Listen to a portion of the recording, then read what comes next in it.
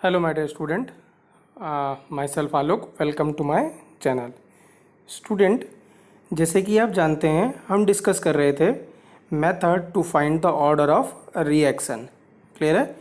So there are total 5 method by which we can find the order of reaction. Out of 5 student we have discussed 2 in the previous video, that is one is with the help of a unit of a K and second is graphical method. Clear? So today we will discuss the third method to find the order of reaction, that is what student? Initial rate method. क्या नाम है इसका? Initial rate method. Correct है? This is the third method by which we will find the order of reaction. Student, ये बहुत ही आसान method है, but जितना आसान है उतना ही ये इम्पॉर्टेंट भी है। क्लियर है? ये प्रीवियस 2 ईयर से लगातार इस पे क्वेश्चन आ रहा है, जेई में भी और नीट में भी। क्लियर है? तो ये इम्पॉर्टेंट टॉपिक है, कंटिन्यूस इस पे क्वेश्चन पूछा जा रहा है पिछले कुछ सालों से, तो ये इम्पॉर्टेंट है। तो प्लीज़ आप ध्यान से सुनिएगा इस वीडियो लेक्चर को और समझिएगा। क्लियर है? और एक बात और स्टूडेंट, इनिशियल रेट मेथड पे हर साल एवरी ईयर बोर्ड में क्वेश्चन पूछा जाता है, आइदर ऑफ 3 नंबर और 5 नंबर।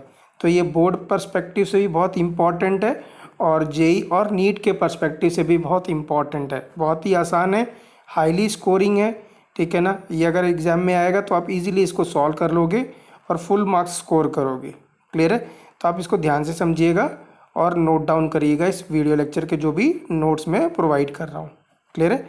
तो आइए स्टार्ट करते हैं क्या, इनिशियल रेट मेथड। वो स्टूडेंट, हमारे पास कोई रिएक्शन है, ठीक है, that is A plus B plus C gives product. ये बैलेंस्ड है या अनबैलेंस्ड है हमें कोई फ़र्क नहीं पड़ता, बट रिएक्शन जो हो रही है वो ए, बी और सी आपस में रिएक्ट कर रहे हैं और कुछ प्रोडक्ट बना रहे हैं। लेट सपोज इनका जो रेट लॉ एक्सप्रेशन है वो है आर इज इक्वल टू के A to the power p, B to the power q and C to the power r. आप मुझे बता सकते हैं what is p Q r student? P Q r क्या है? P is order with respect to A and q is order with respect to B and C is order with respect to r. ठीक है? And total order of reaction क्या होगा? P plus Q plus R. This means student हमें क्या करना है, हमें P Q R की वैल्यू कैलकुलेट करनी है। ठीक है? तो इसमें स्टूडेंट क्या करते हैं, हम एक्सपेरिमेंट परफॉर्म करते हैं और एक्सपेरिमेंट परफॉर्म करते हैं और उसके हेल्प से हम कैलकुलेट करते हैं values of P Q and R. ठीक है? सपोज स्टूडेंट हम एक एक्सपेरिमेंट कर रहे हैं जिसके हेल्प से हम कैलकुलेट करेंगे पी क्यू आर। ठीक है? आप ध्यान से समझिएगा। ठीक है? देखिए क्या है। लेट सपोज स्टूडेंट हमारे पास 3 वेरिएबल्स हैं, कौन कौन से? P Q R. ठीक है? सपोज स्टूडेंट मैंने एक्सपेरिमेंट 1 किया। ठीक है? स्टेप नंबर 1 में हम क्या कर रहे हैं, या आप इसको एक्सपेरिमेंट 1 भी लिख सकते हैं, फर्स्ट एक्सपेरिमेंट। ठीक है? फर्स्ट एक्सपेरिमेंट में स्टूडेंट हमने क्या किया, मैंने बी और सी की कंसंट्रेशन को क्या रखा, कांस्टेंट रखा है। ठीक है? बी और सी की कंसंट्रेशन को कांस्टेंट रखा और मैंने क्या किया, ए की कंसंट्रेशन को डबल कर दिया। लेट्स सपोज ए की कंसंट्रेशन पहले 1 थी, बाद में ए की कंसंट्रेशन मैंने 2 कर दिया। ठीक है ना? तो ऑर्डर पे कुछ भी फ़र्क, रेट पे कुछ भी फ़र्क नहीं पड़ा। रेट जो पहले था वही उतना है, रेट क्या था, कांस्टेंट बना रहा। ठीक है? मैं क्या रिपीट कर रहा हूँ, पहले केस में, पहले एक्सपेरिमेंट में हम क्या कर रहे हैं, बी और सी की कंसंट्रेशन में कांस्टेंट रखी, मैंने क्या करा, ए की कंसंट्रेशन को डबल कर दिया। डबल करने से रेट पे कुछ भी फ़र्क नहीं पड़ा, rate does not changes. Can you tell me बेटा what is the order with respect to A? क्या आप बता सकते हैं? तो आंसर क्या होगा स्टूडेंट? 0, क्योंकि जब आप ए की कंसंट्रेशन बढ़ा रहे हैं और रेट पे कुछ नहीं फ़र्क पड़ रहा है, दिस मीन्स पी की वैल्यू क्या हो जाएगी, 0। मतलब order with respect to A क्या हो जाएगा, 0। ठीक है? अब स्टूडेंट सेकंड एक्सपेरिमेंट हम परफॉर्म कर रहे हैं। इस बार मैं क्या कर रहा हूँ, सेकंड एक्सपेरिमेंट में मैंने कंसंट्रेशन ए एंड सी तो क्या रखा, कांस्टेंट कर दिया। ठीक है? और बी की कंसंट्रेशन को मैंने फिर से डबल कर दिया। ठीक है? बी की कंसंट्रेशन को क्या कर दिया, डबल कर दिया। तो रेट क्या हो गया, रेट 4 टाइम्स हो गया। रेट को हमने क्या पाया कि रेट 4 टाइम्स हो गया। ठीक है, इस वाले एक्सपेरिमेंट में। ठीक है, तो क्या मुझे बता सकते हैं what is the order with respect to B? तो क्या हो गया, अगर कंसंट्रेशन हमने डबल करी बी की तो रेट 4 टाइम्स हो गया, क्योंकि ए और सी तो हमने कांस्टेंट रखा। So this means order with respect to B क्या हो गया स्टूडेंट? 2। सो देयरफॉर क्यू की वैल्यू कितनी होगी? 2। That is order with respect to B कितना हो गया? 2। ठीक है, राइट स्टूडेंट? ठीक है, अब थर्ड एक्सपेरिमेंट स्टूडेंट, हमने थर्ड एक्सपेरिमेंट परफॉर्म किया। इस बार मैंने क्या किया, ए और बी की कंसंट्रेशन हमने क्या रखी? कांस्टेंट रखी, और सी की कंसंट्रेशन को मैंने डबल कर दिया।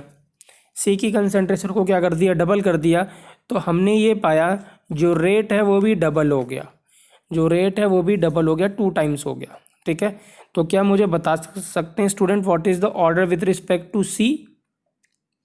तो कंसंट्रेशन डबल करने पे रेट डबल हो गया, दिस मीन्स ऑर्डर कितना हो गया? 1। देयरफॉर आर की जो वैल्यू है वो क्या हो गया? जो आर था ऑर्डर विद रिस्पेक्ट टू क्या स्टूडेंट? सी, वो क्या हो जाएगा? 1 हो जाएगा। So this is how student we have find the rate. ठीक है, याद रखेंगे स्टूडेंट, ये रेट हम इनिशियल रेट कैलकुलेट कर रहे हैं। इनिशियल रेट का मतलब at time T equal to 0 पे रेट कैलकुलेट कर रहे हैं। जो भी ये रेट मैं बोल रहा हूँ डबल हो गया या रेट पे कुछ फ़र्क नहीं पड़ा है, या रेट क्या हो गया 4 टाइम्स हो गया, this rate is initial rate. मतलब we are calculating at T equal to 0। मतलब रिएक्शन स्टार्ट होगी तो तुरंत क्या होगा, ए और बी या इस सबकी कंसंट्रेशन चेंज होने लगेगी। ठीक है ना, राइट? सो कंसंट्रेशन कांस्टेंट नहीं रख पाएंगे हम। जैसे मैं यहाँ पे बोल रहा हूँ बी और सी, ठीक है ना, कि बी और सी की कंसंट्रेशन कांस्टेंट है और हमने सी डबल कर दिया। ऐसा पॉसिबल हो ही नहीं सकता स्टूडेंट कि जब आप सी को कंसंट्रेशन डबल करेंगे तो बी, ए और बी कांस्टेंट हो जाए, हो ही नहीं सकता। क्योंकि अगर रिएक्शन स्टार्ट हो गई तो अगर सी डिक्रीज करेगा तो ए और बी भी डिक्रीज करेगा।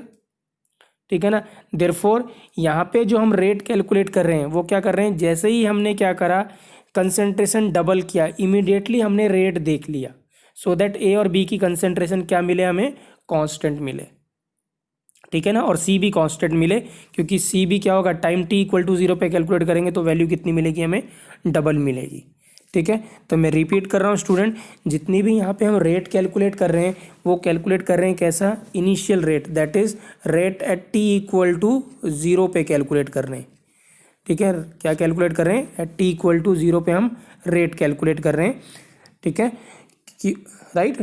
क्यों? क्योंकि जब आप लिख रहे हैं A plus B plus C is equal to product, अगर हम यहाँ बी और सी की कंसंट्रेशन क्या रख रहे हैं, कांस्टेंट रखते हैं, और ए की कंसंट्रेशन मैं डबल कर देता हूँ, तो क्या होगा, जैसे ही आप इसको डबल पुट करेंगे उसी इमीडिएट आपको क्या करना पड़ेगा, रेट कैलकुलेट करना पड़ेगा। अदरवाइज क्या होगा, कंसंट्रेशन इनकी चेंज हो जाएगी, कांस्टेंट नहीं रहेगी, तो आप रेट कैलकुलेट नहीं कर पाएंगे। ठीक है ना, राइट? इसीलिए आप क्या कर रहे हैं, यहाँ पे हम रेट कैलकुलेट कर रहे हैं टी इक्वल टू 0 पे। आई होप आप समझ रहे हैं स्टूडेंट मैं क्या बोलना चाह रहा हूँ। ठीक है ना, राइट? सो देखिए यहाँ पे रीड करते मैंने क्या लिखा है एक बार, keep the concentration of B and C constant, change the concentration A, suppose on doubling the concentration of A rate does not changes, rate change नहीं हो रहा, this means order with respect to A क्या हो गया, 0, मतलब P की value कितनी होगी, 0। सेकेंड एक्सपेरिमेंट में क्या किया था स्टूडेंट, हमने ए और सी कांस्टेंट था, keeping the concentration of A and C constant, change the concentration of B, suppose on doubling the concentration of B rate becomes 4 times, this means order with respect to B क्या हो जाएगा, 2। Q की value कितनी हो जाएगी, 2। Again experiment 3 में, suppose keeping the concentration of A and B constant, change the concentration of C. Suppose on doubling the concentration of C, rate becomes double. So this means R, that is order with respect to C कितना हो जाएगा student, 1 हो जाएगा। ठीक है, so this is how we have calculated the order of reaction। ठीक है, तो order of reaction क्या हो जाएगा, 1 + 0 + 2 कितना, 3 is the order of reaction। ठीक है, राइट? करेक्ट स्टूडेंट, क्लियर है? अब यहाँ पे स्टूडेंट क्वेश्चन ये आता है कि क्या हम t इक्वल टू 0 पे रेट कैलकुलेट कर पाएंगे, सबसे इंपॉर्टेंट क्वेश्चन है। Will be able to calculate the rate of reaction at time t equal to 0। Time t equal to 0 का मतलब रिएक्ट तो क्या हो गया, रिएक्शन तो क्या हो गया, रिएक्शन जैसे ही आप क्या करेंगे, ए और बी और सी को मिलाएंगे, इमीडिएटली रिएक्शन तो स्टार्ट हो चुकी होगी, है ना। तो इसका मतलब हमें तो कंसंट्रेशन है time T equal to zero पे तो कभी मिलेगा ही नहीं। तो जब अगर मिलेगा ही नहीं, क्योंकि जब तक आप परफॉर्म करोगे, जब तक आप कुछ कैलकुलेशन करोगे, तब तक तो रिएक्शन प्रोसीड हो चुकी होगी, कुछ टाइम पास हो चुका होगा, तो कंसंट्रेशन चेंज हो जाएगी।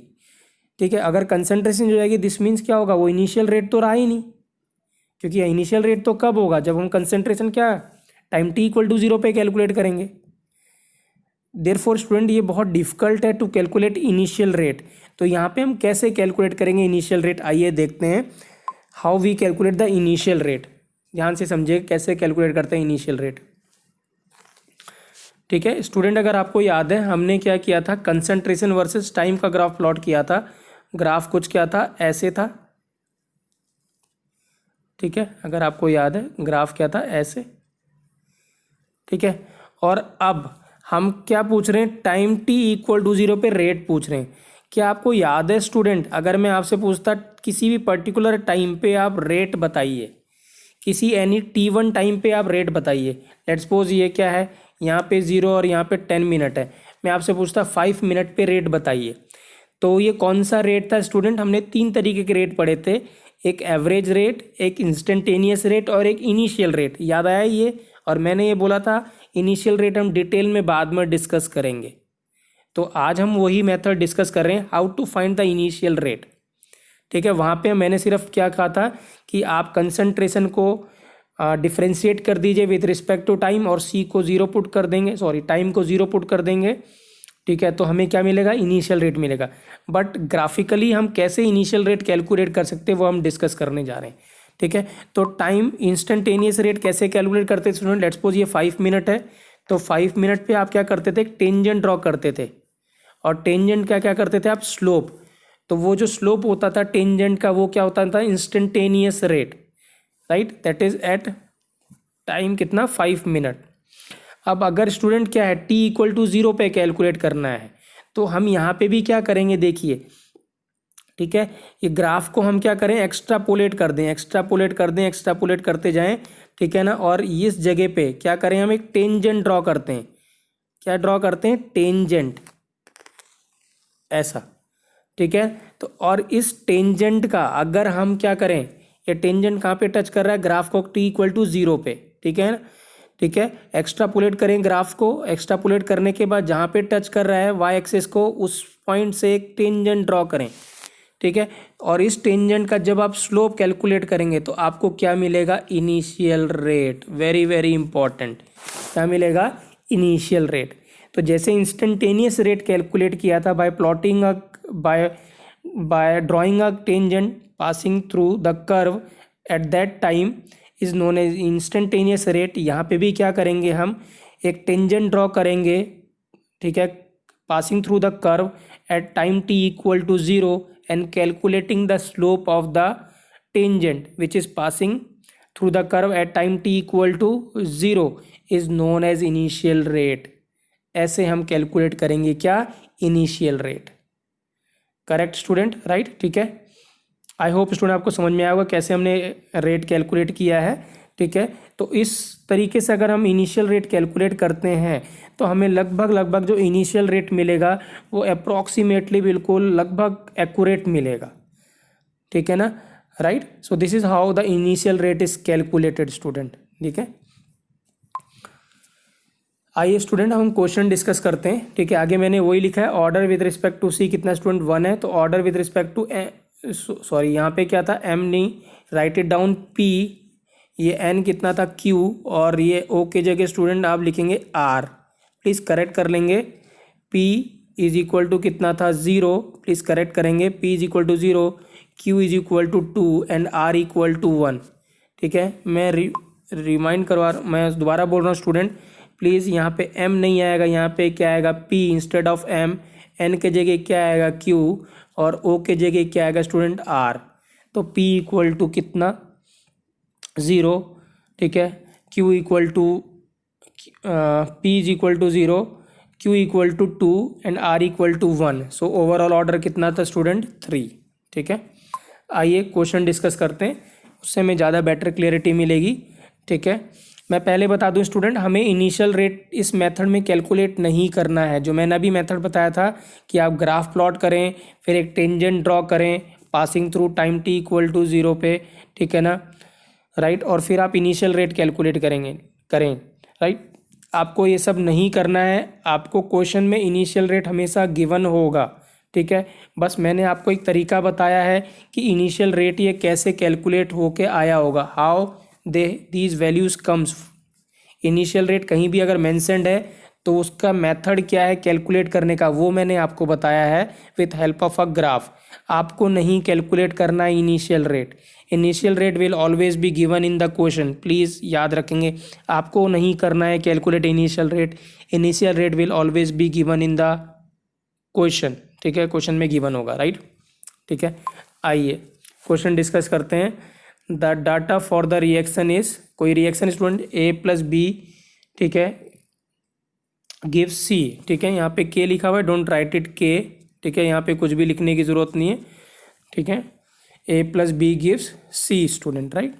अब एक्सपेरिमेंट परफॉर्म किया हुआ स्टूडेंट, देखिए एक्सपेरिमेंट 1, 2, 3 और 4, ठीक है। ए नॉट मतलब initial concentration of A and B not is initial concentration of B, और ये क्या है इनिशियल रेट, ठीक है। अब देखिए क्या है, एक फर्स्ट एक्सपेरिमेंट में ए की कंसंट्रेशन, इनिशियल कंसंट्रेशन कितनी है 0.012, बी की कितनी है 0.035, तो रेट कितना आया, इनिशियल रेट कितना आया 0.1। सेकेंड एक्सपेरिमेंट में 0.024 ए की कंसंट्रेशन रखी इनिशियल, बी की कितना रखा 0.07, इनिशियल रेट कितना है 0.8। थर्ड एक्सपेरिमेंट में 0.024 इनिशियल कंसंट्रेशन पुट करी ए की, और बी की कितनी करी 0.035, रेट कितना आया 0.1। फोर्थ एक्सपेरिमेंट में ए की इनिशियल कंसंट्रेशन कितनी पुट करी 0.012 और बी की कितनी 0.07, तो रेट क्या आया, इनिशियल रेट कितना है 0.8, ठीक है। So these are the data which we got from the experiment. ये एक्सपेरिमेंट का डाटा हमें ऑलरेडी गिवन है। हमें क्या कैलकुलेट करना है student, rate law corresponding to this data calculate करना है। रेट लॉ का मतलब हमें कैलकुलेट क्या करना है student, order with respect to A, order with respect to B, ठीक है, राइट। अब देखिए स्टूडेंट क्या है, कैसे सॉल्व करेंगे, बहुत ही आसान है, आप ध्यान से समझिएगा। आप सारे क्वेश्चन इसके बाद इस based on initial rate method आप सॉल्व कर लेंगे। आपको क्या करना है स्टूडेंट, दो वेरिएबल हैं, आर इज इक्वल टू क्या के A to the power P और बी टू द पावर क्या है क्यू सपोज।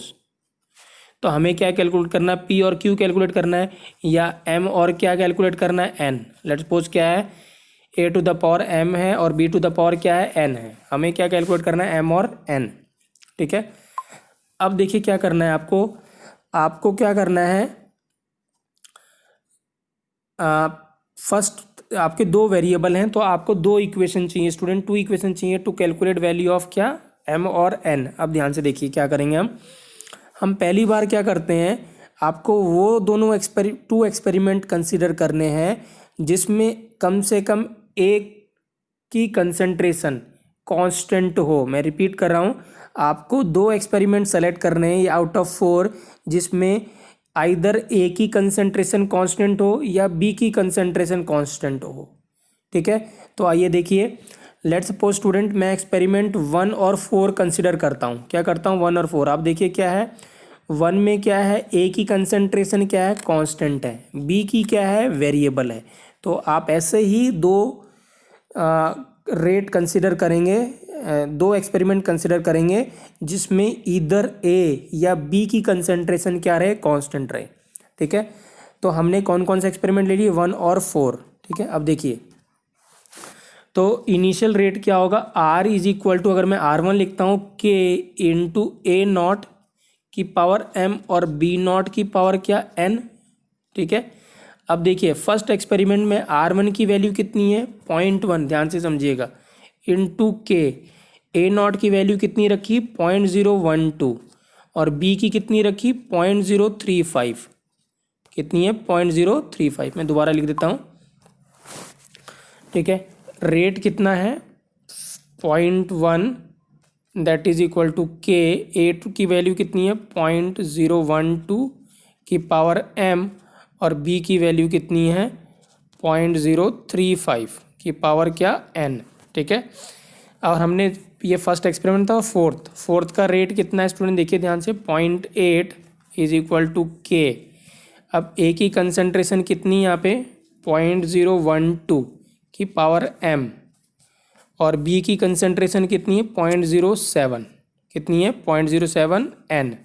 अब हम क्या कर रहे हैं स्टूडेंट, ठीक है, इन दोनों को हम क्या कर रहे हैं, डिवाइड कर देते हैं। अगर हम क्या कर दें, डिवाइड कर दें, तो k से k कैंसिल हो गया, 0.012 की पावर m, 0.012 की पावर m कैंसिल हो गया, तो हमें मिला कितना 0.1 divide by 0.8 is equal to, देखिए 0.035 अपॉन 0.07 की पावर क्या मिल गया n, ठीक है, राइट। तो आप ये कितना हो गया, ये तो 1/8 हो गया। इसको सॉल्व करेंगे स्टूडेंट तो ये क्या होगा 1/2 की पावर n। तो क्या आप मुझे बता सकते हैं what is the value of n, इसको क्या लिखेंगे 1/2 की पावर क्यूब, तो n की वैल्यू कितनी हो जाएगी 3, n की वैल्यू कितनी होगी 3। This means order with respect to b क्या हो गया 3 हो गया, ठीक है। देखिए यहाँ कंसिडरिंग एक्सपेरिमेंट 1 एंड 4, ठीक है, R1 क्या है k, दैट इज 0.01 या सॉरी 0.1 इंटू के क्या है 0.012 की पावर m, 0.035 की पावर n। प्लीज़ याद रखेंगे ये क्या है 0.035 की पावर क्या n। एक्सपेरिमेंट 4 की बात करें तो r की वैल्यू कितनी है 0.8, k a की वैल्यू 0.012 की पावर m, और b की वैल्यू है 0.07 की पावर n, ठीक है। दोनों को डिवाइड कर दिया स्टूडेंट, ठीक है। तो आप डिवाइड कर दिया तो क्या मिला स्टूडेंट, देखिए यही 1/8 और ये मिलेगा 1/2 की पावर n, ठीक है। तो ये कितना होगा देखिए 1/8 और ये कितना हो गया 1/2 की पावर n। तो इसको हमने क्या लिख दिया 1/2 की power cube, that is equal to 1/2 की पावर n।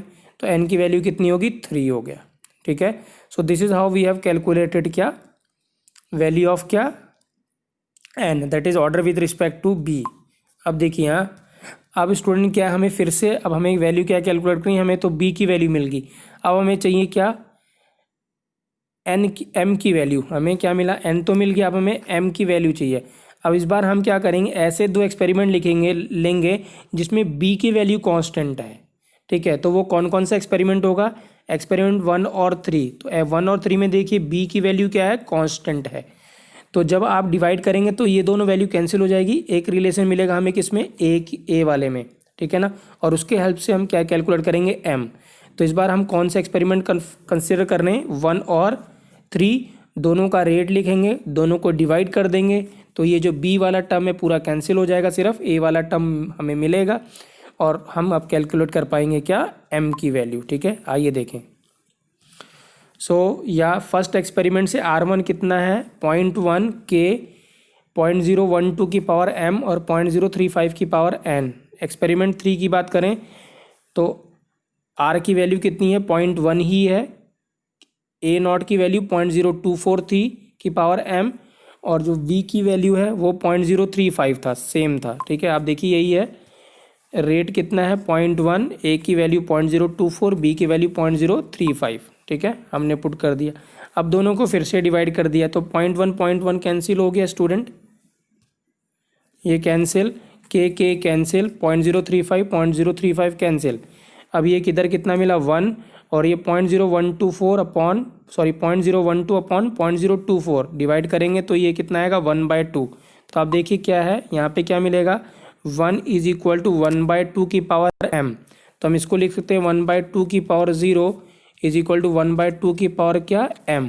तो यहाँ से m की वैल्यू कितनी आएगी 0। सो दिस मीन्स स्टूडेंट हमारा रेट लॉ एक्सप्रेशन क्या आएगा, RLE क्या आएगा k a to the power कितना 0 और b टू द पावर कितना आएगा 3। या इसको हम ऐसे भी लिख सकते हैं r इज इक्वल टू सिर्फ a टू द पावर 0 तो 1 हो गया, तो सिर्फ क्या लिख सकते हैं b टू द पावर क्या क्यूब लिख सकते हैं, ठीक है ना। So the order of reaction is 3 and this is rate law expression. आपको ऐसे ही सॉल्व करना है स्टूडेंट, जितने भी क्वेश्चन आपको मिलेंगे इनिशियल रेट मेथड के, ठीक है। क्या करना है आपको, वो दोनों एक्सपेरिमेंट पहले कंसिडर करना है जिसमें क्या हो a कांस्टेंट हो, फिर आप ऐसे दो एक्सपेरिमेंट कंसिडर करें जिसमें b कांस्टेंट हो, ठीक है। उसके हेल्प से आप क्या कर सकते हैं, ऑर्डर आप कैलकुलेट कर सकते हैं। ठीक है, यही अगर 3 वेरिएबल होते ए बी सी तो हम क्या करते हैं, हम पहले एक एक्सपेरिमेंट ऐसे कंसिडर करते हैं जिसमें क्या होते हैं, 2 कांस्टेंट होते हैं बी और सी, ए वेरिएबल होता। फिर अगले में क्या करते हैं हम, ठीक है, ए और सी कांस्टेंट रखते और क्या जिसमें बी वेरिएबल होता वो लेते हैं हम। ठीक है, और हम क्या सॉल्व करते हैं, इसके हेल्प ऐसे ही हम सॉल्व करते हैं क्या, ऑर्डर पी क्यू आर। ठीक है, करेक्ट स्टूडेंट। आइए एक और क्वेश्चन डिस्कस करते हैं। ठीक है, अब हम फास्ट डिस्कस करेंगे स्टूडेंट, क्योंकि अब हमें पता है how to solve this problem. ठीक है स्टूडेंट, हमें रिएक्शन गिवन है।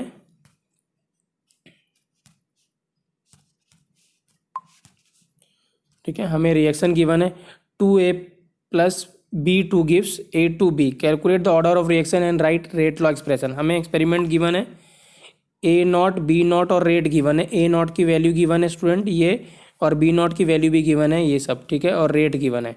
ठीक है, हमें क्या कैलकुलेट करना है, ऑर्डर और rate law expression. This means हम क्या करेंगे, पहला वो एक्सपेरिमेंट परफॉर्म, पहले हम क्या करते हैं, फर्स्ट और सेकंड ले लेते हैं। देखिए यहाँ फर्स्ट और सेकंड में बी क्या है, कांस्टेंट है, तो ये तो कैंसिल हो जाएगा, ए का रिलेशन मिल जाएगा हमें, तो इससे हम ऑर्डर क्या कैलकुलेट कर पाएंगे, ए का।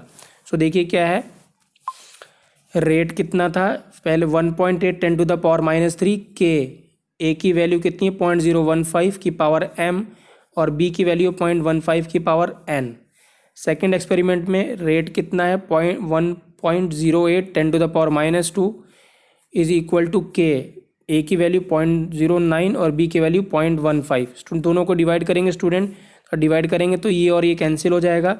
इसको जब आप सॉल्व करेंगे स्टूडेंट, इसको और इसको डिवाइड करेंगे तो 1/6 आएगा, और इसको भी डिवाइड करेंगे तो 1/6 आएगा। तो क्या होगा 1/6 इज इक्वल टू 1/6 की पावर m। तो m की वैल्यू कितनी मिलेगी स्टूडेंट, 1। आपको क्या मिलेगा, m कितना मिलेगा, 1। करेक्ट। अगेन स्टूडेंट देखिए अब हम क्या करते हैं, ठीक है, कौन सा एक्सपेरिमेंट ले, अब हमें ए कांस्टेंट रखते हैं हम। ठीक है, तो अब एक्सपेरिमेंट ले रहे कौन सा, फर्स्ट और कौन सा, थर्ड। ठीक है, एक्सपेरिमेंट कौन सा, फर्स्ट और थर्ड, सो दैट ए की वैल्यू क्या मिले, कांस्टेंट। अब देखिए फर्स्ट एक्सपेरिमेंट में ए आर तो कितना था 1.8 10 टू द पावर -3, ए था 0.015 और बी कितना था 0.15। ठीक है, अब थर्ड का रेट जो था 5.4 10 टू द पावर -3 के इज इक्वल टू के, ए की तो वैल्यू कितनी है, ए नॉट कितना था 0.015 और जो बी नॉट है वो कितना है 0.45। तो दोनों को डिवाइड कर दिया, ये कैंसिल हो गया। तो आपको क्या मिलेगा स्टूडेंट, जब आप 1/8 और 5.4 को डिवाइड करेंगे तो ये मिलेगा 1/3, और जब आप 0.15 को डिवाइड करेंगे 0.45 से तो भी 1/3 मिलेगा। तो इसका मतलब क्या है, मिला आपको 1/3 अपॉन 1/3 की पावर कितना n, तो n की वैल्यू कितनी होगी 1। सो this means rate law expression क्या आ गया, r इज इक्वल टू के ए टू द पावर 1 और b to the power 1, and overall order of reaction कितना मिलेगा स्टूडेंट, 2। क्या मिलेगा, 2। आई होप स्टूडेंट आपको समझ में आएगा कैसे हमने कैलकुलेट किया ऑर्डर ऑफ रिएक्शन। ठीक है ना, राइट। बहुत ही आसान है स्टूडेंट, बहुत ही इंपॉर्टेंट भी है साथ में। करेक्ट है, मैं फिर से बोल रहा हूँ, आपको कैलकुलेट नहीं करना इनिशियल रेट, या आपको नहीं कैलकुलेट करना है, क्योंकि हम एक्सपेरिमेंट कभी करेंगे नहीं, और एक्सपेरिमेंट हम कभी अगर करेंगे नहीं तो हमें इनिशियल रेट कैलकुलेट करने को कभी पूछेगा नहीं। वो हमेशा इनिशियल रेट गिवन होगा स्टूडेंट, आपको उसके हेल्प से क्या कैलकुलेट करना है, ऑर्डर कैलकुलेट करना है, जैसे हम यहाँ पे कैलकुलेट कर रहे हैं। सेम आपको ऐसे ही फॉलो करना है to calculate the order of reaction. ठीक है, चलिए एक और क्वेश्चन डिस्कस करते हैं लास्ट। ठीक है, for the decomposition of acetaldehyde CH3CHO gives CH4 + O2 all are gas. Student predict the order of reaction. ठीक है, अब स्टूडेंट क्या है, एक्सपेरिमेंट 1 और 2 है, इनिशियल प्रेशर 300 है, इनिशियल रेट 0.61 है, इनिशियल प्रेशर 200 है, रेट कितना है 0.16। ठीक है, तो हमें पता है स्टूडेंट ये तो एक ही वेरिएबल है, तो R इज इक्वल टू के इंटू CH3CHO की पावर क्या होगा m या n, जो भी आप लिखना चाहें। ठीक है, तो दो रेट है, दोनों को डिवाइड कर दें तो k और k कैंसिल हो जाएगा, आपको क्या मिल जाएगा, m की वैल्यू मिल जाएगी। ठीक है, तो मैंने वहाँ पे लिखा है R1 इज इक्वल टू, देखिए k, ठीक है, CH3CHO का इनिशियल प्रेशर जो पहला वाला प्रेशर है, ठीक है, और R2 में क्या करेंगे, सेकंड का रेट इज इक्वल टू के इंटू CH3CHO का सेकंड का जो प्रेशर गिवन है, वो सेकंड एक्सपेरिमेंट का जो प्रेशर है वो लोग कंसिडर कर लेंगे। तो देखिए क्या है, R1 कितना है 0.61 इज इक्वल टू के इनिशियल प्रेशर की पावर कितना 300 की पावर कितना m। सेकंड क्या है स्टूडेंट, इनिशियल रेट कितना है 0.27 इज इक्वल टू के 200 की पावर कितना हो जाएगा m। ठीक है, दोनों को डिवाइड करेंगे स्टूडेंट। सो जब डिवाइड करेंगे तो आपको 0.61 अपॉन 0.27 जब सॉल्व करेंगे स्टूडेंट तो आपको ये 2.25 मिलेगा और 300 अपॉन 200 कितना मिलेगा 1.5 की पावर n। ठीक है, तो अगर हम स्टूडेंट इसको यहाँ पे 1.5 का स्क्वायर करते तो हमें कितना मिलता है 2.25 मिलता है और ये भी 1.5 का क्या है 1.5 की पावर n है, तो n की वैल्यू कितनी होगी 2। So here the order of reaction कितना मिलेगा स्टूडेंट 2 मिल जाएगा। ठीक है, यहाँ पे एक ही वेरिएबल था, जब एक ही वेरिएबल होगा स्टूडेंट तो आप बस रेट को डिवाइड कर दीजिए, दो रेट को डिवाइड कर दीजिए तो आप इजीली कैलकुलेट कर लेंगे क्या order of reaction. So this is student क्या initial rate method and with help of initial rate method we have calculated the order of reaction.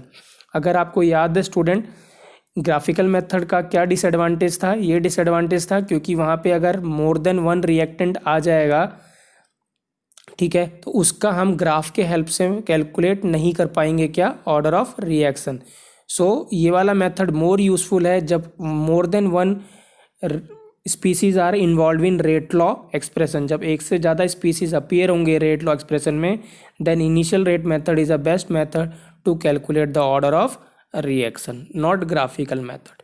ठीक है, आई होप स्टूडेंट आपको समझ में आएगा, पूरा वीडियो लेक्चर क्लियर है राइट। फिर भी अगर आपको कोई डाउट है you can write to me. ठीक है, थैंक यू स्टूडेंट।